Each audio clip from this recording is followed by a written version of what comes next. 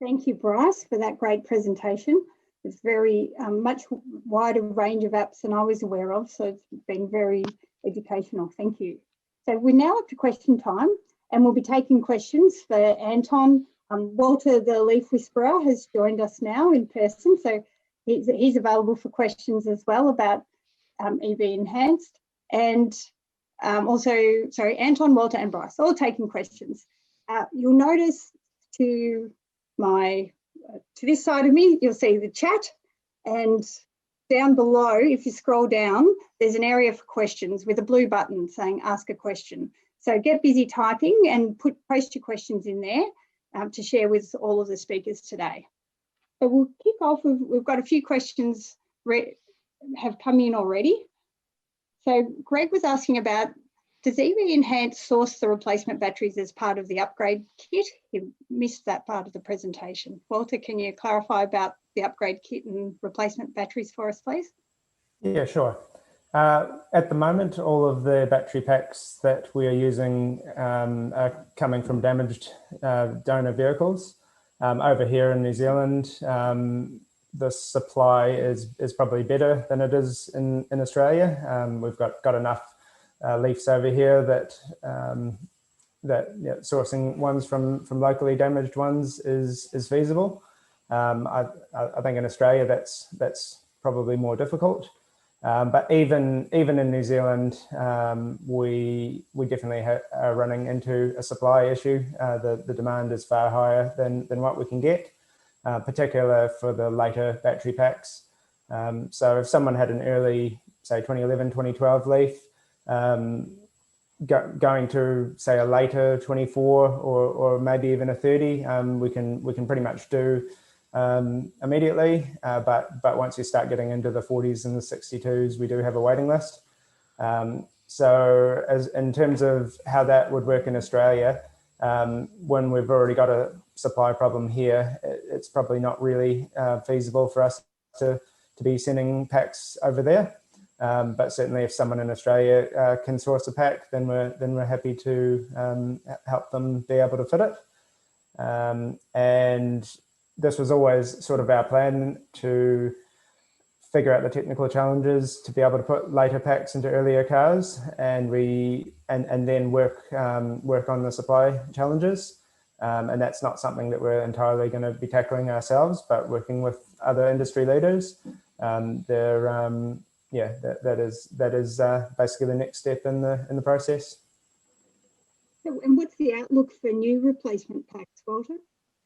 Yeah, so the outlook for new replacement packs from Nissan is not great. They might have a change of heart, but they haven't any time in the last sort of 10 odd years. The outlook for aftermarket stuff is looking really good, but it's not something that you want to get wrong. So I mean, there's enough leafs to justify good quality aftermarket solutions, and we want to be part of that. But yeah, that's too big of a project for us to be handling by ourselves. But yeah, long term, as cell technology evolves, we're pretty confident that we'll be able to take whatever the technology of the day is and apply that to the older vehicles. Terrific. So I've got a question for you, Anton. Sorry, the questions are moving. So there was a question about, do you supply vehicles for small to medium businesses for their small fleets? Is that something that the GoodCar company would look at? Oh, yes. Would love to talk to you about fleets, whether it's commercial, like whether it's getting commercial vans or just putting basically leafs into the fleets. It would be definitely an issue of having a conversation about how it wants to be structured. So whether it's leased or purchased outright and such like. But info@goodcar.co, you can get in contact and we can take it from there. Following on from that, are any of you aware of any initiatives where people can loan or hire EVs for businesses to trial for periods of months or so? I might dive in on that one. There's, or I wouldn't, if they wanted to do the test drive type thing of different vehicles, there was Eleanor Dinny's talk in one of the other streams on the Whirl scheme, that you give it a whirl, and organising test drives for people. That will be one option. I don't know of anything about leasing for a month or so. There's a business called AEVA Automotive that are bringing in a 2-ton or about 1.8 or 9-ton electric vehicle with a nearly 80 kilowatt hour battery in the next month or two, and they would be looking for people to trial that for a little while. So there's options out there. Yeah, I've been talking to Car Next Door, who are looking at doing their offerings with electric vehicles. There's EV, which does Tesla. There's also Blinker, which is a subscription service for electric vehicles, not just for electric vehicles, but for all vehicles, which is that 4 to 6 month service. I think I've seen a couple of EVs there, but not many. It's definitely a really interesting area, and there's lots of people thinking about doing that. And there's a few, definitely in short-term car shares, a bunch of challenges to be worked out regarding charging regimes, which is the piece of the puzzle that they have to change the algorithms on how to rent the cars out. That's a good point, that logistical challenge aspect. It's just another thing to iron out, and so it's something that can be overcome. There's a question, I'm not sure which of you probably is best in a position to handle this one, but a question about people using the car battery to power the home when the sun goes down, so the vehicle to home technology. Any of you working on that, looking at that area and the options there? I guess the latest Leafs have that capability, don't they? But yeah, I might answer quickly. All the CHAdeMO cars do have that capacity. We haven't yet had licensed that for use in Australia, although it's coming very soon. There's another talk in Stream 3 that happened earlier today that covered a fair chunk of that on the DC charging side, as well as Tim Washington's talk in the end of the AC charging side. It addressed the V2X vehicle to grid type stuff directly and what's becoming available very soon. So look up those couple of talks and that question will be answered. Walter, what's the situation in New Zealand with regulation around vehicle to grid? Exactly the same situation. There's a lot of people interested in it. There's about 3 companies over here that beginning of this year were saying that they would have something complied and available this year. I've continually sort of chased them up to see how they're getting on, and sounds like it is close, but it's just sort of regulations that are holding it up. But yeah, we're definitely waiting. It'd be an interesting new thing to be able to play with when it arrives. Yeah, the key point with vehicle to grid at the moment, it is only CHAdeMO that does it. But it's also a dying plug standard. So the CCS, they're developing it for vehicle to grid, but it won't be readily available for a couple of years, and it'll probably be 2025 before the gear will be easily available on the market. Okay, so we're looking at a longer time frame for that. Anton, a question has come in: how much can bulk buys bring down the costs of EVs? Yeah, it's a very good question. A bit, not heaps, is the summary question. We're doing with the bulk buys, it's between $1,000 and $1,500 cheaper on a like-for-like car. It's probably around $500 cheaper than an import your own situation, because if you import your own and then you go the other steps through the supply chain, everyone puts their prices up to do compliance, to do headsets and all of that sort of stuff. So we just pass that through. And then another element on the bulk buy is you kind of get the benefit of the import your own is if we win at auction. So we purchase cars at auction, we pass through just the auction costs, not charging you a dealership price, which is set at the street. So we've seen people save around $5,000 on cars, some people saving about $1,000, and it's a little bit of a luck of the draw. Yeah, that's the long answer. They're all saving a lot of time on doing it themselves. So another question about the GoodCar company: which vehicles are you dealing in, and has Tesla been a possibility at all, or do their non-dealership sales preclude that? Teslas, I think the only model we can bring in is a Roadster at the moment. Easy to bring in, probably pretty cool. What happens if something goes wrong? I have no idea. And that's where being able to offer some level of after-sales support. The Nissan Leaf, it's great that there's people like EVs Enhanced. There's so many enthusiasts who have worked out how to break them and put them back together again. It makes it a much more logical choice for being able to support a car. And each new model we bring in, it's answering those questions of what happens if something goes wrong with this, and they're going to come and knock on my door and ask to fix it up. So we're trying to avoid people being left stranded. We could get you a Roadster, but good luck. Yeah. That. So I'm sorry, so what are you offering for the Leafs? Oh, sorry, at the moment we're looking at the Nissan suite at the moment of electric vehicles, so Leafs and ENV 200 vehicles. The ENV 200 van, 24 kilowatt hour packs and 40 kilowatt hour packs we're starting to bring in as well now. That gives you 220Ks usable on the van. And do you find, are there some state governments or departments that are easier to deal with in terms of managing imports? Does it vary from state to state, or is it pretty uniform? No, it's actually federal legislation which manages the whole import process. It's relatively well developed niche sector. So all the processes exist. It's just time consuming, and you spend more money than you really think you should be to get the vehicle through. In New Zealand, those costs of compliance are much less. So there's probably $1,000 extra we're spending in Australia for it than they're not spending in New Zealand. A question for you, Walter. The least lack of, this is from Peter, the least lack of battery cooling is a substantial turn-off for Peter compared with alternatives. Are there non-leaf options for direct import? And if not, what's harder about non-leaves? So that's a question to you, Anton, and a question to Walter. Does the 62 kilowatt hour leaf have active battery cooling? Let's start with Walter.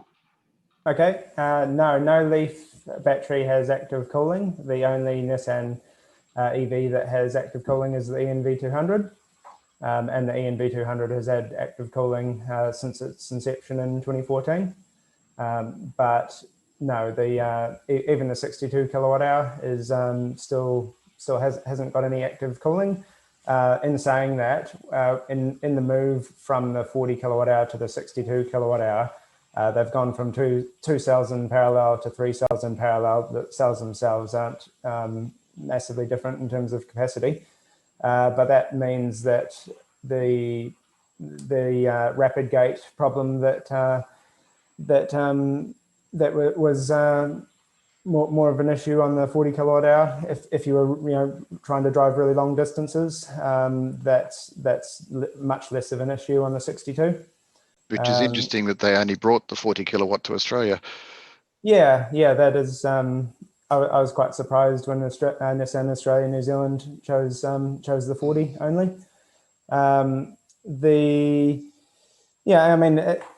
It's probably the whole cooling thing. There's definitely parts of Australia where not having any active cooling is far more of an issue. I think over here it really comes down to long trips with a lot of fast charging.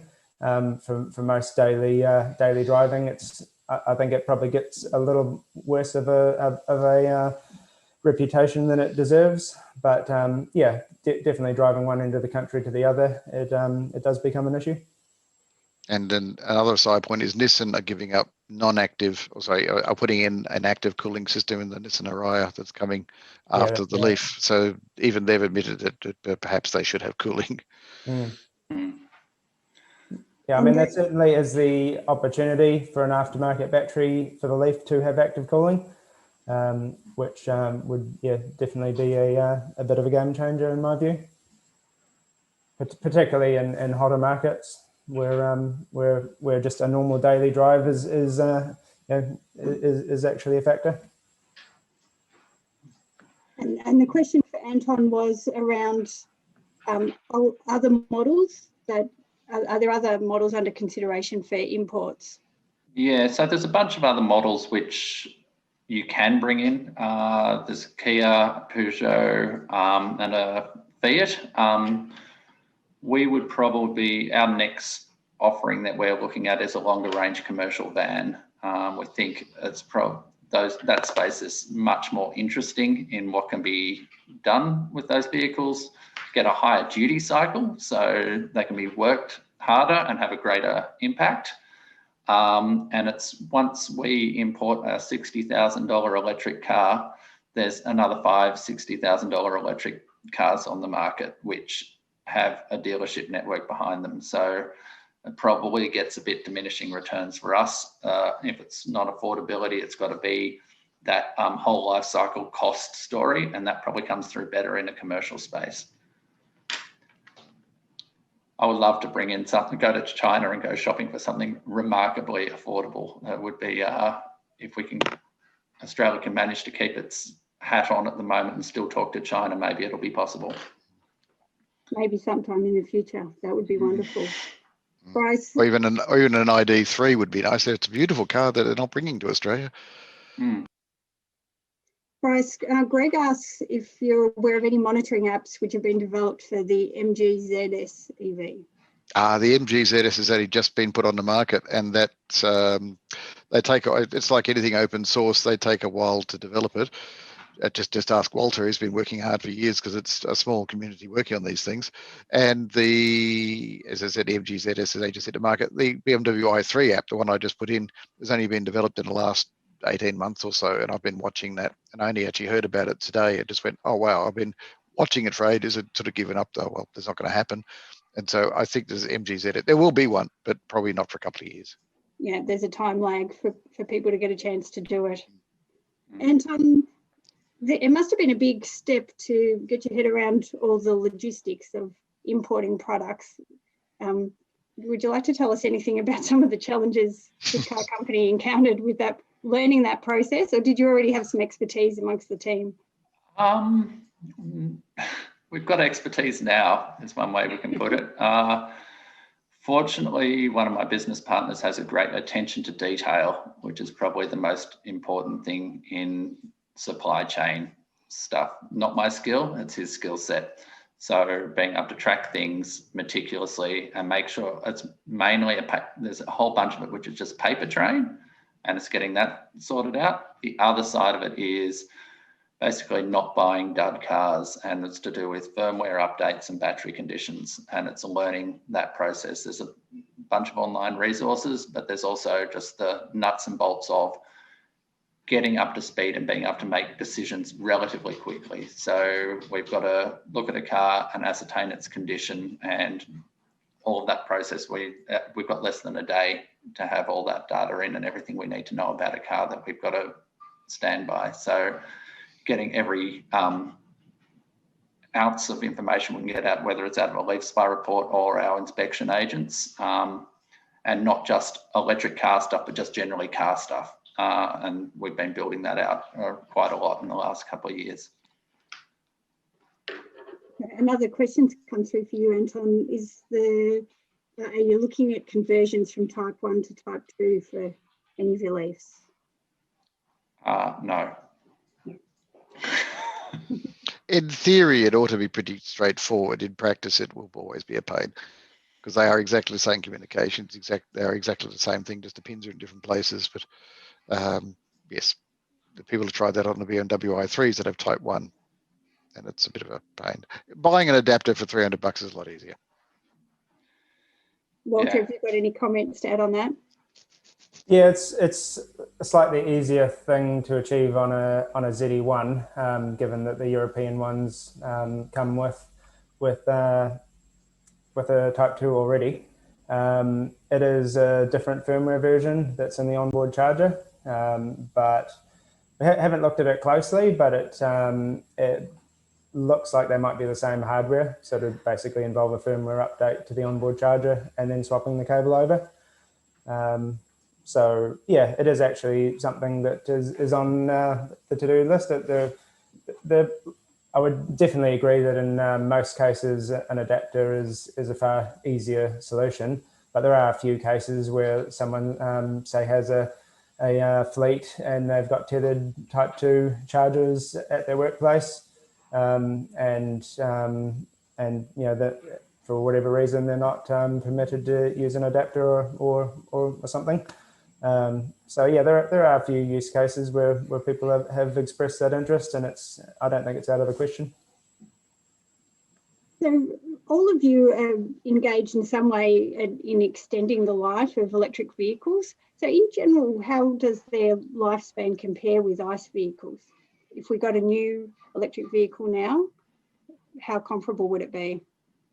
I might start it by saying I had a 2011 Leaf that I sold start of this year. In terms of body and interior, it was still like new. It was only the battery that was starting to decline, and that's an easy change. And a part of the motor is only 17-ish moving parts versus 400 and something in an ICE motor, so they should last pretty much forever. So it's pretty much the battery and looking at keeping them polished and hopefully undercover, keep them out of the sun, and they'll last probably a lot longer than an ICE car. Brakes certainly do. Probably following on to that is the difference between having a whole lot of mechanical problems that happen irregularly without any planning, and suddenly there's a $3,000 cost versus one big item which is very predictable that is going to be required at the 150,000 kilometre mark. And it's getting the mental headspace to be prepared for that, which will change how long these cars actually last on the road. Is people prepared to do that investment and planning for it? So, Walter, your website refers to, you know, actually making the vehicles better and faster with longer range, you know, as they age, that there's technology to do that. Is that possible in many cases? Yeah, I mean, the battery swaps are the obvious one. You take a Leaf that came out with a 24 kilowatt hour battery and you know, can be upgraded through to a 62 kilowatt hour battery. That's a huge transformation. In terms of making them better, probably the infotainment is one thing that dates in vehicles relatively quickly. So that's another area that we look at. And yeah, probably the performance side isn't something that we focused on as heavily, but it is definitely something that we've got some interest in, and kind of relates to our past before we got into electric vehicles. So yeah, that's definitely somewhere where we would like to go. But yeah, lots of ideas, lots of potential projects, but there's only so much engineering resource that we can throw it at any one thing at a time. Absolutely. Well, that's all we've got time for. I'm sorry for this session. We've now got a 15-minute break. Just take the time during the break to check out our sponsors, touch base with them. So we've got the Green Road Loans product from Transport Mutual Credit Union, FIMA, AEVA, Jet Charge and the Victorian State Government. So touch base with them. And thank you very much to Bryce, Walter and Anton. A big round of applause to all of you. Thanks for your really informative sessions. We'll see you back at 2:45.